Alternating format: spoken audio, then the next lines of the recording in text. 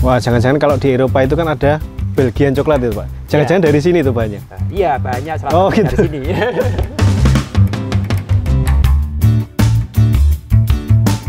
Nah, ini Mas proses pengolahan biji kakao menjadi coklat secara tradisional. Oh, ini ya yang tradisional ya Pak ya? Iya. Nah, ini adalah proses sangrai secara tradisional. Ya, manfaat penggunaan organik yang pertama adalah ramah lingkungan, terus yang kedua baik untuk kesehatan. Nah, itu manfaat utama yang kita dapatkan kalau kita menggunakan pertanian secara organik.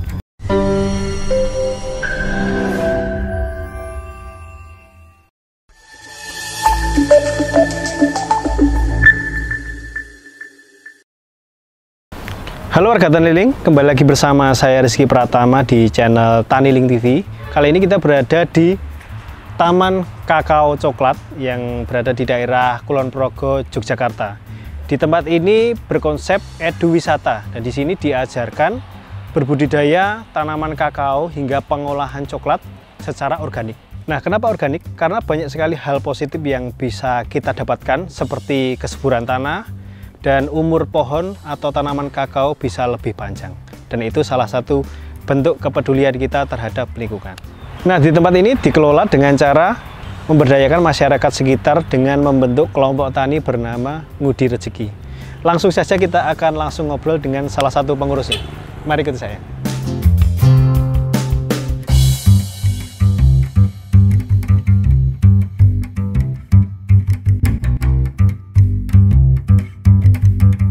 Selamat siang Pak Johan. Selamat siang Mas. Gimana kabarnya Pak? Baik-baik saja. Alhamdulillah. Nah teman-teman, ini di samping saya ada Pak Johan, salah satu pengurus di Taman Kakao Coklat atau di kelompok tani Ngudi Rezeki di daerah Kulon Progo. Nah, nanti kita akan belajar dengan Pak Johan mengenai cara menanam dan budidaya serta pengolahan coklat atau buah kakao di sini ya Pak. Ya. Nah, saya pernah dengar Pak kalau di sini itu ditunjuk sama Kementan jadi pilot projectnya Desa Kakao Pak. Ya, betul. Apa benar begitu Pak? Ya, benar. Nah, latar belakangnya apa Pak sampai bisa begitu dan sampai bisa berdirinya Taman Kakao Coklat ini? Dulu kita menanam kakao secara liar sejak tahun 1992. Kita itu sebagai kelompok tani umum, lalu kita dapat bantuan bibit kakao oleh pemerintah. Kemudian kita tanam di pekarangan kita masing-masing. Tapi saat itu belum ada kelembagaan tentang kelompok tani secara khusus kakao. Baru kemudian pada tahun 2012 kita membentuk kelompok tani khusus kakao. Lalu kita dapat bantuan lagi peremajaan bibit kakao. Lalu tahun 2013 kita ditunjuk oleh Kementerian Pertanian sebagai salah satu pilot project Desa Kakao secara nasional. Oh gitu. Jadi dulu memang belum ada satu kesatuan gitu ya, masing-masing. Iya, masing-masing. Punya kebun masing-masing diurus sendiri gitu ya. Iya, urus sendiri. Sampai di pemerintah ada bantuan, kemudian terbentuklah Taman Coklat ini ya Pak. Iya, betul. Jadi manfaat paling utama bagi para warga petani kakao setelah kita bentuk kelompok tani secara khusus, tentu yang pertama adalah peningkatan harga kakao karena kita tidak dipermainkan lagi oleh para tengkulak. Oke. Jadi semua produk kakao dari para petani kita beli di kelompok lalu kita olah menjadi biji kakao yang berkualitas.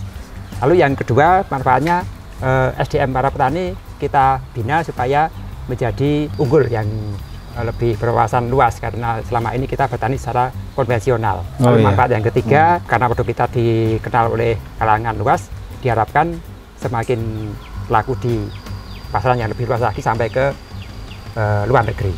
Oh iya, di sini itu sudah sampai ekspor ya Pak katanya ya Pak ya? Iya. Wah, jangan-jangan kalau di Eropa itu kan ada Belgian coklat itu Pak. Jangan-jangan dari sini tuh banyak. Iya, banyak gitu. dari sini. Nah teman-teman, jadi coklat yang terkenal di Eropa itu ternyata salah satunya banyak dari Kulon Progo teman-teman. Iya, betul. Nah kalau boleh kita lihat kebunnya Pak, sambil kita ngobrol di sana. Boleh, silahkan. Oke. Mari saya antar. Mari ikut saya teman-teman.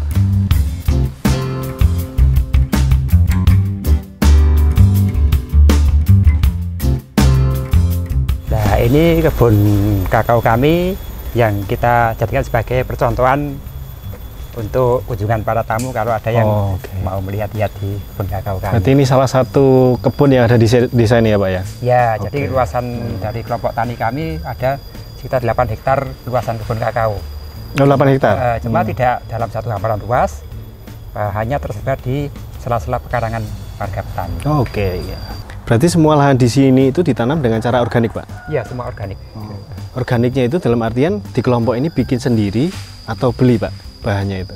Ya, jadi karena kelompok tani itu semua warga mempunyai ternak sendiri-sendiri, mereka mempunyai pupuk organik sendiri-sendiri, maka dalam pemupukan mereka menggunakan pupuk yang mereka punya dari hasil ternak mereka sendiri-sendiri.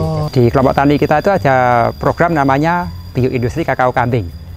Ya, jadi itu ada integrasi ternak kambing dan tanaman kakao. Semua yang limbah dari pohon kakao, baik daun, kemudian buah, kulit, sama biji-biji yang rusak, yang busuk gitu, kita masukkan ke kandang, daunnya untuk pakan, kulit buahnya yang bagus untuk pakan juga. Lalu yang rusak buah tadi kita proses fermentasi menjadi pupuk organik bersama sisa-sisa pakan yang tidak habis tadi. Nah, nanti setelah kita fermentasi menjadi pupuk organik, dari kandang tadi kembalikan ke kebun kakao lagi. Ya, manfaat penggunaan organik yang pertama adalah ramah lingkungan, terus yang kedua baik untuk kesehatan. Nah, itu manfaat utama yang kita dapatkan kalau kita menggunakan pertanian secara organik. Jadi kita pernah juga menerima kunjungan rombongan besar dari suatu daerah yang di sana juga ada sebuah sentra kakao secara nasional, produksinya sangat besar dan bahkan sampai ekspor dalam jumlah yang sangat besar juga. Tapi mereka juga ke sini untuk belajar bersama tentang budidaya secara organik. Jadi mereka menjelaskan kalau di sana itu karena sejak awal penanaman itu full kimia. Terus umurnya menjadi lebih cepat berbuah, buahnya juga sangat bentuknya besar, produknya sangat banyak sekali. Cuman mereka bilang itu umurnya jadi pendek, umur pohonnya jadi pendek, hanya sekitar 10 tahun kemudian pohonnya mulai rusak dan mulai mati. Oh, 10 tahun sudah rusak ya? Ya, karena dipacu dengan bahan kimia tadi. Padahal di sini yang organik bisa sampai 20 tahun? Iya, 20 sampai 25 tahun. Oh iya, iya. Berarti mereka harus tanam ulang ya, Pak? Tanam ulang, kemudian cara pengolahan tanahnya juga lebih berat karena tanahnya menjadi keras setelah menggunakan pupuk kimia. Nambah biaya lagi ya, Pak? Iya, tambah biaya lagi. Nah, itu kan kimia itu kan buahnya lebih banyak, Pak? Iya. Kalau yang organik banyak, cuman mungkin nggak sebanyak yang kimia ya? Iya, betul. Kalau di total satu kali tanam itu lebih banyak mana, Pak? Yang buah dari tanaman organik sama yang kimia tadi? Kalau di total dibandingkan dalam satu kali periode tanam, banyak yang organik. Lebih banyak jumlah organik ya? Jumlah buahnya, karena yang organik meskipun jumlah tidak begitu banyak tapi jangka waktunya panjang. Jadi kalau dihitung secara nyata itu lebih untung organik ya, Pak ya? Sebetulnya? Iya, lebih untung organik karena biaya pupuk dan pestisidanya juga lebih murah. Tapi untuk jangka panjang. Untuk jangka panjang ya. Mungkin yang pakai kimia pengen cepat gitu ya, Pak? Iya, instan. Kalau perawatan rutinnya di kebun kakao ini apa aja, Pak? Ya, perawatan rutin yang untuk pohon kakao ini yang pertama adalah pruning atau pemangkasan. Itu rutin dilakukan seminggu sekali. Apalagi kalau musim hujan itu karena pertumbuhannya sangat cepat, bisa 3 hari sekali kita melakukan pruning atau pemangkasan cabang-cabang yang baru. Lalu yang lainnya adalah ada pengendalian hama dan penyakit, lalu ada sanitasi. Sanitasi itu adalah pembuatan rorak-rorak atau parit-parit kecil untuk tempat sersah atau daun-daun biar untuk pupuk organik. Dan juga untuk jalan air kalau pas hujan supaya kebun bisa tuntas dan tidak menggenang air. Berarti tidak boleh ya, memang tidak boleh menggenang ya? Ya, kalau menggenang air itu nanti akarnya membusuk dan pohonnya mati. Oke. Nah, bagi teman-teman yang belum tahu nih, nah ini kita lihat, salah satu buah kakao, cikal bakal coklat ya, Pak ya? Iya, betul. Yang biasa kita beli. Itu cikal bakalnya dari buah ini, dan buahnya bisa dimakan juga ya, Pak ya? Bisa, buahnya kalau sudah matang rasanya manis-manis asam seperti buah sirsat. Oke, dan yang dimasak itu bijinya? Bijinya, ya. Nah, kalau umur sendiri dari pohon itu sampai berapa tahun, Pak? Kalau pohonnya sendiri sejak tanam, dia akan mulai berbuah sekitar umur 18 bulan sampai 2 tahun, buah pertama kali. Buah pertama kali 2 tahun. Kemudian puncak masa produksi adalah setelah umur 7 sampai 20 tahun. Oh, lama juga ya, Pak ya? Ya, jadi selama itu mereka akan produksi terus tanpa musim. Tanpa musim? Berbuah terus, kemudian setelah umur 20 tahun, produksinya akan mulai menurun. Dan harus direplanting sekitar umur 30 tahun. 30 tahun baru ditanam ulang ya? Ya. Nah, Pak, tadi kan dijual sampai ke ekspor tuh? Ya. Untuk yang biji kakaonya? Ya. Kalau yang di lokal jenengan jual nggak? Ya, jual juga. Kita jual juga? melayani konsumen baik di luar maupun dalam negeri. Kalau di luar negeri itu kita hanya menjual yang grade AA, yang paling bagus. Kemudian yang grade di bawahnya kita jual ke produsen coklat lokal ataupun juga ke pasar-pasar lokal. Oh, berarti ada grade-nya juga. Ada berapa Pak grade-nya, Pak? Ada 5 grade. Ada 5 grade. Ya, yang pertama ada grade AA yang nomor 1, kemudian grade A, kemudian B, grade C, dan yang terakhir yang paling rendah adalah grade S. Grade S. Kalau yang diekspor AA ya? AA ya. Oke. Yang lain di lokal semua? Lokal semua ya. Kalau boleh tahu harganya berapa Pak sekarang, Pak? Harga saat ini yang kelas AA itu sampai 70.000 per kilonya. Per kilonya? Ya. Oh. Udah kering ya? Sudah kering. Udah Ya. kering. Kalau yang lokalan untuk dijual lokal biasanya berapa? Bervariasi antara 65 sampai paling rendah itu 40.000. Yang paling 40.000 ya. Hai Sobat Taniling, buat kalian produsen kopi Robusta asalan Green Bean, jangkau pasar lebih luas dan dapatkan penawaran tertinggi dari pembeli. Ayo posting kopi kamu di AgriPlaza. Caranya gampang banget, download aplikasi Taniling di Google Play. Oke teman-teman, di sini juga ada produksi dari coklat sendiri ya Pak ya? Jadi Ya, ada produk yang memang untuk konsumsi langsung ya Pak ya? Ya. Boleh kita lihat produksinya Pak? Boleh, Oke. nanti kita antar ke ruang produksi biji kakao menjadi coklat yang siap konsumsi. Oke siap. Kita lihat produksinya teman-teman. Monggo Pak. Di mana Pak? Di sini, sebelah sini. Ya. Oke. Nah, ini Mas, kita sudah sampai di gedung pengolahan atau ruang fermentasi biji kakao. Oh ini ya Pak ya? Ya, ini sebelah sini. Mari kita lihat ke dalam. Boleh Pak, boleh. Nah, inilah kotak fermentasi. Ada yang berjenjang 3, berjenjang 2. Ini adalah proses cara pembalikan saja.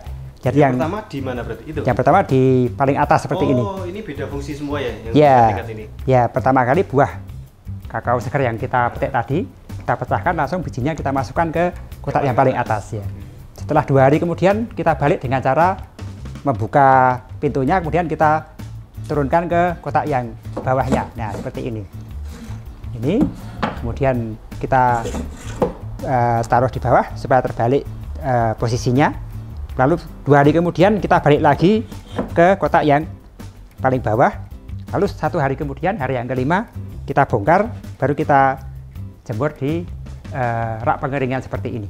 Kalau pas musim kemarau kita diodor di luar supaya cepat kering, tapi kalau pas musim hujan ya di dalam seperti ini saja. Setelah proses pengeringan, lalu biasanya kita kemas lalu kita jual, atau kemudian kita lanjut dengan pengolahan dengan cara disangrai dan seterusnya.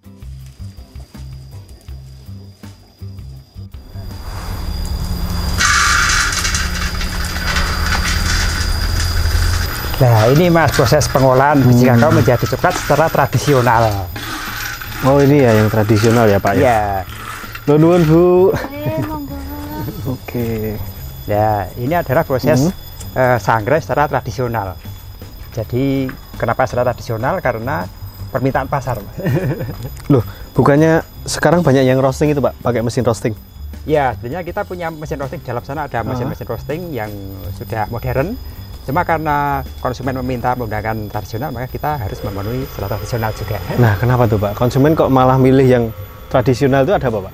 Ya, karena menurut mereka tradisional itu aroma coklatnya lebih kuat.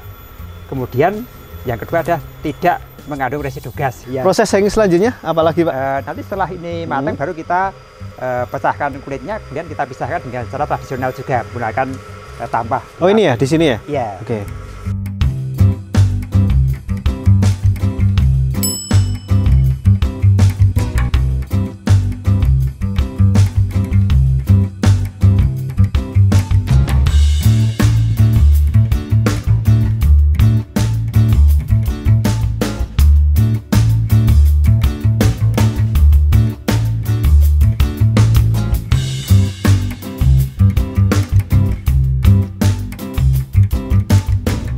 Nah teman-teman, ternyata di salah satu desa di Kulon Progo ini ada potensi yang sangat luar biasa. Salah satunya coklat kakao ini beserta produk-produknya yang mungkin bisa menyaingi Eropa ya Pak, yang ada Belgian coklat itu. Karena salah satunya bahannya juga dari sini Pak ya? Iya, betul. Oke, ternyata di desa pun ada potensi yang sangat luar biasa. Nah mungkin jenengan ada yang mau disampaikan ke warga Taniling Pak? Ya, buat teman-teman semua, kita para petani sudah bisa membuat produk coklat batangan seperti ini. Kita beri merek Deska yang artinya Desa Kakao. Nah, coklat Deska ini adalah persembahan cinta dari Taman Kakao Coklat, karena coklat Deska diolah dengan penuh cinta. Nah, oke teman-teman, jadi kesimpulannya adalah tanaman kakao di sini itu semuanya organik ya Pak ya? Semua organik. Semuanya organik, ramah terhadap lingkungan, dan juga di sini itu memberdayakan masyarakat sekitar ya Pak ya? Ya, Membuka lapangan pekerjaan di bidang pertanian kakao ya Pak ya? Betul. Oke, jadi lingkungan terjaga, masyarakat juga sejahtera gitu ya. Betul sekali. Nah, mungkin itu saja teman-teman yang bisa kita bahas mengenai Desa Kakao atau Taman Kakao Coklat di daerah Kulon Progo. Kurang lebihnya kami mohon maaf. Salam Taniling TV, bisnis agri tak pernah mati.